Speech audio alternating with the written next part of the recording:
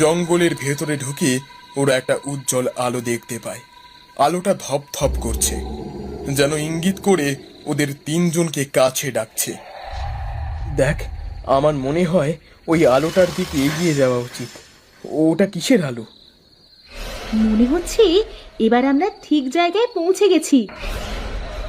আমার মনে হয় এই ধরনের কিছু দেখা আমাদের জন্য একেবারেই উচিত হচ্ছে না। আমরা কি এটা ঠিক করছি? দেখাই যাক না কি হয়। আলোটা কিন্তু আমার বেশ রহস্যজনক লাগছে।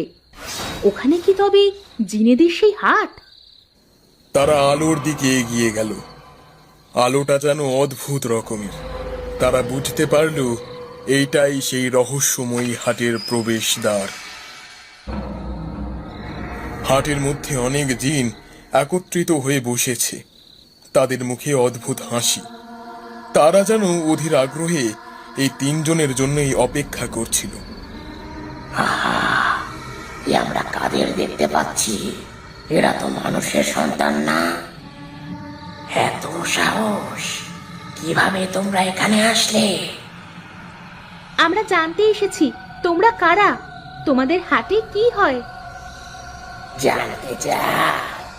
তাহলে আমাদের অতিথি হও, আমরা তোমাদের সত্যি দেখাবো।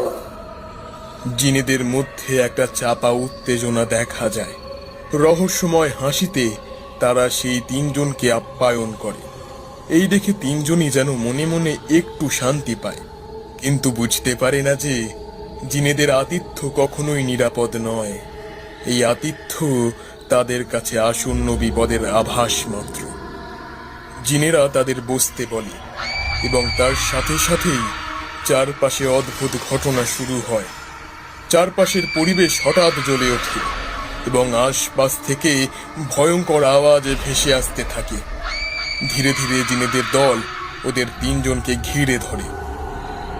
ঈশানী, আমার মনে হচ্ছে এটা ঠিক হচ্ছে না। এবার আমাদের ফিরে যাওয়া উচিত। আচ্ছা, ওরা ওভাবে চারপাশে ঘিরে ধরেছে কেন বলো তো? এটা কি ওদের কোনো অতিথি আপ্যায়নের রীতি? তোমার তোমার তাই মনে হচ্ছে? আশেপাশে আশেপাশে দেখতে পাচ্ছ না কিভাবে কিভাবে আগুনটা জ্বলছে? ঈশানী, ঈশানী, এবার এখান থেকে চলো।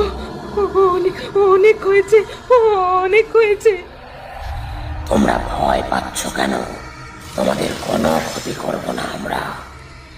তোমরা তো আমাদের অতিথি, আমাদের দেখতে এসেছো।